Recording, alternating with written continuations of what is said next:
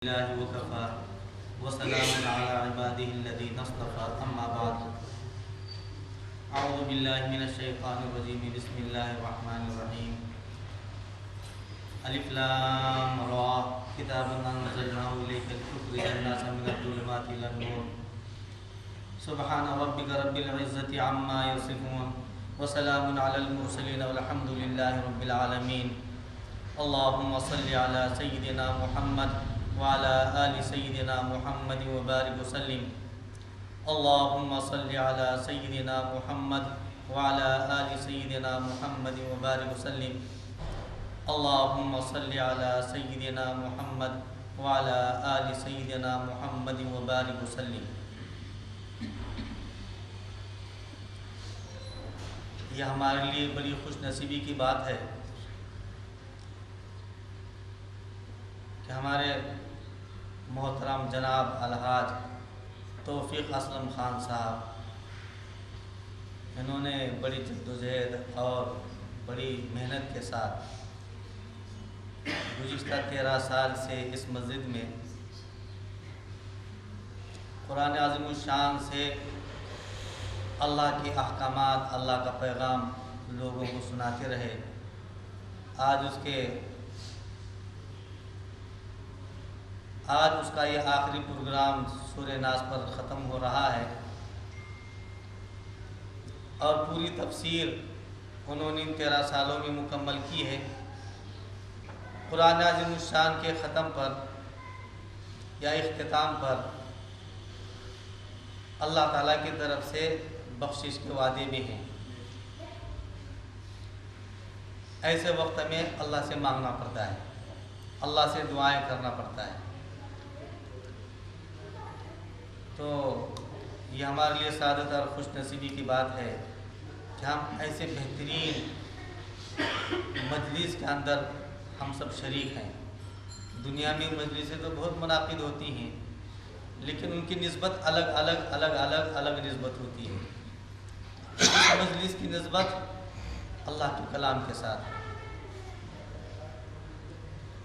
اللہ تعالیٰ نے جناب الحاج توفیق اسلم خان صاحب کو ایک فکر عطا فرمائی ہے۔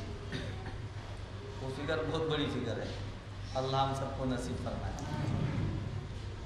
قرآن سے ان کو ایک خاص قسم کا لگاؤ ہے، قرآن سے ایک خاص قسم کا لگاؤ ہے۔ اب ہم چونکہ ہم مکتب میں پڑھاتے ہیں، بچے پڑھتے ہیں، تو ہم نے تو سرسری انداز میں ایسی کبھی بات کہی تو جناب یہاں تشریف لائے اور انہوں نے بچوں کو سنا دیکھا۔ اور پھر ایک وقت میں ایسی قرآن عظیم الشان کے بارے میں بات ہوئی تھی تو انہوں نے طے کر لیا کہ اب مجھے یہاں پر ہر منگل کو جو ہے پروگرام رکھنا ہے اور درس قرآن شروع کرنا ہے۔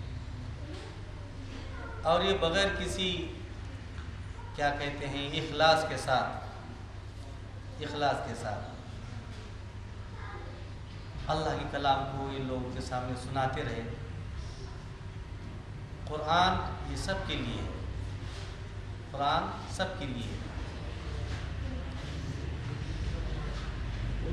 یہ کسی ایک قوم کے لیے نہیں، یہ کسی ایک سماج کے لیے نہیں، کسی ایک ذات کے لیے نہیں، کسی ایک ملک کے لیے نہیں، کسی ایک صوبے کے لیے نہیں، خطے کے لیے نہیں، مشرق سے مغرب، شمال سے جنوب، جتنی بھی انسانیت ہے ان سب کے لیے قرآن عظیم الشان ہے۔ اللہ تعالیٰ ہم تمام کو فکر نصیب فرمائے، اس کی سمجھ عطا فرمائے۔ ہم اس مجلس میں آئے ہیں، دعوت دی گئی، تشریف لائے، ہم سب کے جمع ہونے کو اللہ قبول فرمائے۔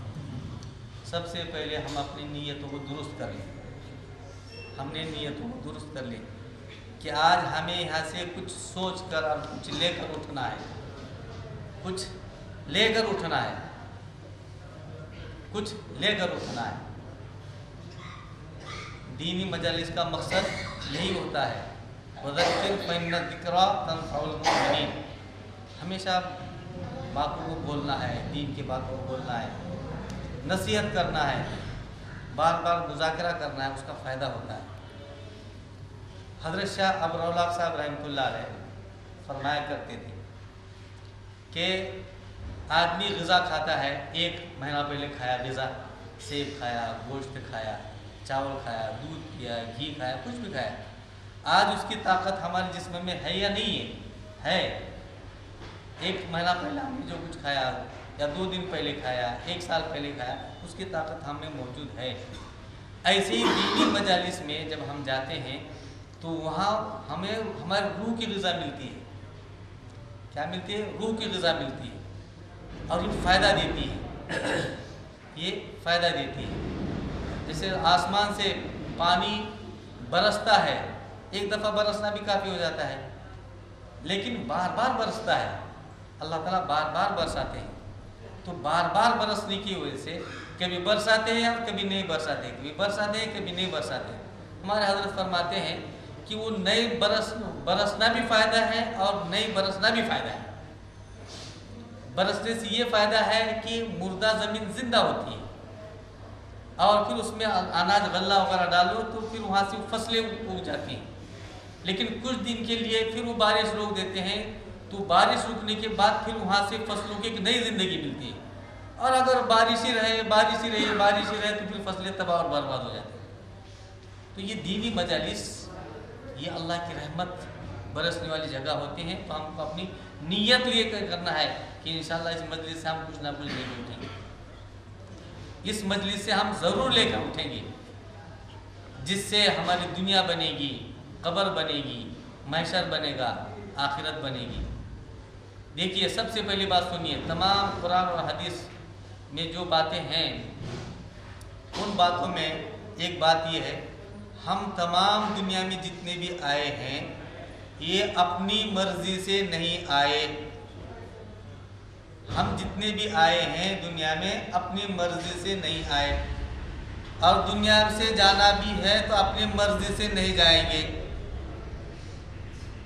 دنیا میں آنے کا وقت بھی ہم کو نہیں پتا، اور دنیا سے جانے کا وقت بھی نہیں پتا کہ دنیا میں ہم کو دنیا سے کب جانا ہے۔ آئے تھے بھی وہ بھی نہیں معلوم، اور جانے کا بھی نہیں معلوم۔ اپنی مرضی سے بھی نہیں آئے اور اپنی مرضی سے بھی نہیں جائیں گے۔ جب ہماری کچھ مرضی نہیں ہے تو پھر یہ اللہ نے جو زندگی دیا ہے ہم کو، جتنی بھی زندگی ہے، تو ہم اپنی مرضی کی زندگی گزار نہیں سکتے، ہم اپنی مرضی کی زندگی گزار نہیں سکتے۔ کیوں کہ دنیا میں جس نے لایا ہے، دنیا سے جو ہم کو لے جانے والا ہے، واللہ خلقکم ثم یتوفاکم ومنکم من یرد الی ارذل العمر لکی لا یعلم بعد علم شیئا ان اللہ علیم قدیر۔ اللہ تعالیٰ فرماتے ہیں کہ اللہ نے تم کو پیدا کیا اور اللہ تم کو مارنے والے ہیں، یہ 2 بھی کام اللہ کے ہیں، تو ہم کو درمیان کی زندگی پوری کی پوری اللہ کی مرضی کے مطابق ہی گزارنا ہے۔ اب وہ زندگی گزارنا کیسا ہے؟ زندگی گزارنا کیسا ہے؟ اس کے واسطے اللہ تعالیٰ نے کیا فرمایا؟ لقد کان لکم فی رسول اللہ اسوۃ حسنہ۔ ایک جگہ تو یہ فرمایا، ایک جگہ یہ فرمایا انا ارسلناک شاہدا ومبشرا ونذیرا۔ حضور صلی اللہ علیہ وآلہ وسلم کو اللہ تعالیٰ نے ایک نمونہ بنا کر ہمارے سامنے رکھا ہے، پوری دنیا کے سامنے، ایک دنیا کے سامنے پورا نقشہ، ایک نمونہ بنا کر رکھا ہے۔ حضور صلی اللہ علیہ وسلم کی زندگی جو ہے، پوری زندگی نبوت کی 23 سالہ زندگی، وہ قیامت تک آنے والے تمام انسانیت کے لیے ایک نمونہ ہے، نمونہ۔ اللہ تعالیٰ ہم پر کتنے رحیم ہیں، کتنے کریم ہیں، کتنے رحیم ہیں اور کتنے کریم ہیں کہ اللہ تعالیٰ نے عظیم الشان کتاب ہم کو عطا فرمائی اور عظیم الشان رسول بھی ہمیں دیے۔ اتنے رحیم اور اتنے کریم، اتنے رحیم اور اتنے کریم کتاب بھی ایسی، رسول بھی ایسا۔ رسول کو پتھر مارے جا رہے ہیں، رسول کو تکلیف دی جا رہی ہے، پوری پلانے کے لیے مارنے کے فرشتے حاضر ہیں کہ اللہ کے رسول آپ حکم دیں، ہم ان کو ابھی تباہ و برباد کر کے رکھ دیتے ہیں، لیکن اللہ کے نبی نے فرمایا کہ نہیں۔ اللہ کے رسول صلی اللہ علیہ وسلم نے ہر انسان کے ساتھ، ہر مخلوق کے ساتھ بڑے شفقت کا، پیار کا، محبت کا معاملہ فرمایا۔ ابھی شفقت، پیار، محبت ہم امتی ہونے کی وجہ سے ہم کو بھی اپنی زندگی میں داخل کرنا ضروری ہے۔ اور قرآن عظیم الشان اللہ نے ایسی کتاب دی، ایسی کتاب دی، ایسی کتاب دی، اس کی شان نرالی. جیسے اللہ کی شان نرالی ہے، اللہ کی شان نرالی ہے. ایک صاحب دل کیا کہتے ہیں؟ اے میرے داتا، اے میرے مالک، اے میرے مولا، اے میرے والی. اے میرے داتا، اے میرے مالک، اے میرے مولا، اے میرے والی. شہنشاہ دو عالم تو ہے، سب سے تیری سرکار ہے عالی. دنیا کے اندر جتنے بھی سرکاریں چل رہے ہیں، یہ تو خوش فہمی یا کچھ یہ ہرس، لالچ، طمع، کھیچم تانی، عیاری، مکاری، یہ اس کو بیوقوف بنانا، وہ اس کو بیوقوف بنانا، یہ دنیا کی سرکاریں ہیں، ہر جگہ کے الگ، ہر ملک کے الگ الگ. لیکن ان تمام کے اوپر ایک سرکار ہے، وہ اللہ تعالیٰ کی سرکار ہے. وہ اللہ تعالیٰ کی سرکار ہے. وہ تو اللہ تعالیٰ کی سرکار سب سے نرالی، سب سے عجیب، سب سے عالی. تو اللہ تعالیٰ نے، اللہ تعالیٰ کا کلام بھی سب سے عالی، سب سے نرالا، عظیم الشان. یہاں تک کہ اس کو کوئی بغیر وضو کے ہاتھ بھی نہیں لگا سکتا. لا یمسہ الا المطہرون، اس کو بغیر وضو کے چھوا نہیں جا سکتا. دنیا میں کوئی کتاب ہے ایسے؟ کوئی بھی کتاب نہیں. صرف قرآن کے بارے میں یہ آرڈر ہے کہ بغیر وضو کے اس کو ہاتھ نہیں لگا سکتے. بھائیوں، قرآن عظیم الشان، اس کے کچھ حقوق ہیں جو ہم پر لازم ہیں. حضور علیہ السلام نے فرمایا 2 چیزوں کو لازم پکڑ لو. ایک قرآن ہے اور دوسرا شہد ہے. قرآن کو لازم پکڑو. قرآن لازم کیوں پکڑنے کا ہے؟ پکڑنے کا مطلب یہ نہیں کہ یہ قرآن شریف لایا، جا کے دکان سے لایا اور آپ بولے ہیں کہ پکڑ لو، یا ہم پکڑ کے رکھ دیے. یہ پکڑنے کا مطلب نہیں. ہمارے اپنی زندگی میں داخل کرنا ہے، اس کو اپنی زندگی میں داخل کرنا ہے. داخل 2 طرح سے کرنا ہے. ایک تو تلاوت کے ذریعے. اللہ نے سورہ مزمل میں ارشاد فرمایا ہے وَرَتِّلِ الْقُرْآنَ تَرْتِيلًا، قرآن کو ترتیل کے ساتھ پڑھو. اب اس کے اندر قراء کرام نے، ائمہ کرام نے اس کی تفصیل بیان فرمائی کہ تجوید کے ساتھ قرآن کو پڑھنا ہے. علامہ جزری رحمۃ اللہ علیہ امام القراء ہیں، انہوں نے فرمایا ہے، کیا فرمایا؟ انہوں نے فرمایا ہے کہ قرآن شریف کو لازم تجوید کے ساتھ پڑھنا لازم پکڑ لو. وَالْأَخْذُ بِالتَّجْوِيدِ حَتْمٌ لَازِمٌ، وَالْأَخْذُ بِالتَّجْوِيدِ حَتْمٌ لَازِمٌ مَنْ لَمْ يُجَوِّدِ الْقُرْآنَ آثِمٌ. قرآن مجید کو ظاہری جو الفاظ ہیں اس کو صحیح تجوید کے ساتھ پڑھنا ہے. اگر بغیر تجوید کے اگر پڑھیں گے تو گنہگار ہے. اب اس کو ایک مثال سے میں آپ کو سمجھاتا ہوں. عربی زبان کی ایک عجیب نزاکت ہے. ہم چونکہ عرب کے نہیں ہیں، ہم عجمی ہیں، تو ہم کو اتنی واقفیت نہیں زیادہ. عربی کے اندر یہ جو کھانا کھانے کے لیے کہتے ہیں بھائی کھائیے، اس کو کہتے ہیں کل. کیا کہتے ہیں؟ کل، کھائیے. اب سورہ فلق، سورہ اخلاص، سورہ ناس، سورہ کافرون، اس کے شروع میں قل ہے. اور بھی جگہ جگہ قرآن شریف میں قل، قل بڑے 2 نقطے والے قاف سے قل، اس کا مطلب ہے فرمائیے، کہیے، کہہ دیجئے، بولیے، یہ مطلب اس کا قل کا. اب کوئی قل هو اللہ احد کو اگر قل هو اللہ احد اگر پڑھیں گے تو اس کا مطلب کھاؤ. کیا کھاؤ؟ تو معنی کتنا بدل گیا؟ قل اور قل. اگر تجوید پڑھیں گے تو یہ فرق ہو جائے گا. اسی طریقے سے قمر کہتے ہیں چاند کو، قمر کہتے ہیں چاند کو، اور خمر کہتے ہیں شراب کو، خمر کہتے ہیں شراب کو. تجوید اگر پڑھیں گے تو قمر کو قمر پڑھیں گے اور خمر کو خمر پڑھیں گے. اگر تجوید اگر نہیں پڑھیں گے تو ہم دونوں کو بھی، چاند کو بھی شراب بولیں گے اور شراب کو بھی شراب بولیں گے. قمر اور خمر تجوید پڑھیں گے تو یہ فرق ہوگا، قمر اور خمر. تجوید نہیں پڑھیں گے تو جیسے ہمارے دکن کا علاقہ ہے تو قاف کو بھی خاص بولتے ہیں. ہمارے استاد مولانا سلیمان صاحب شمسی رحمۃ اللہ علیہ فرمایا کرتے تھے یہ دکنیوں کے حلق بھی بڑے عجیب ہوتے ہیں. وقت ختم ہو رہا ہے. تو بہرحال یہ ہے کہ قرآن عظیم الشان یہ ہمارے لیے ہے. اس کے کچھ حقوق ہیں. ایک حقوق یہ ہے کہ ہم اس کے ظاہری الفاظ کو بنا کر اخلاص کے ساتھ سنوار کر کے اس کو پڑھنا چاہیے. صحابہ کرام، اچھا اب ہمارے دلوں میں کیا آتا ہے؟ اب کہاں پڑھیں گے، ہم بڑے ہو گئے، یہ ہو گئے، وہ ہو گئے، مصروفیت ہے، یہ ہے، یہ سب ابھی جناب نے فرمایا جناب توفیق اسلم خان صاحب نے تو سورہ ناس کے تفسیر میں شیطان وسوسے ڈالتا ہے دل میں آ کر کے، وسوسے ڈالتا ہے.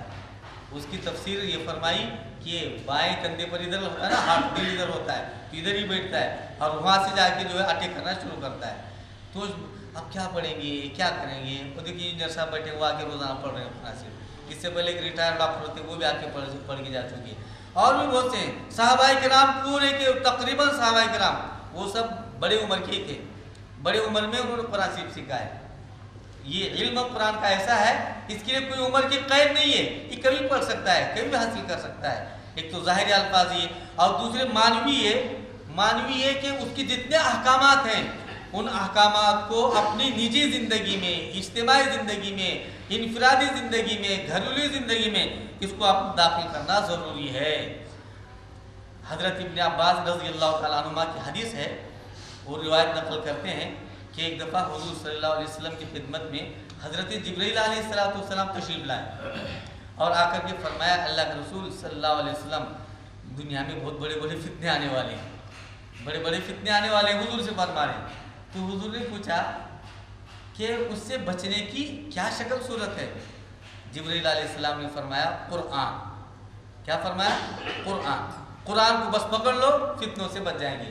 یہ کب بات کہی گئی؟ حضور علیہ السلام کے زمانے میں. وہاں سے فتنوں کا سلسلہ ہے، ہر زمانے میں فتنے ہیں، ہاں کبھی الگ الگ طرح کے فتنے ہیں. اب ہم حضور کے زمانے کے بہت دور ہیں تو اب ہمارے زمانے کی فتنے الگ ہیں. اب ہمارے زمانے کے فتنے موبائل ہے، انٹرنیٹ ہے اور بہت سی فتنے ہیں. فتنہ یہ کئی معنی میں استعمال ہوتا ہے. قرآن عظیم الشان میں فتنہ جو اولاد کو بھی کہا گیا، فتنہ مال کو بھی کہا گیا.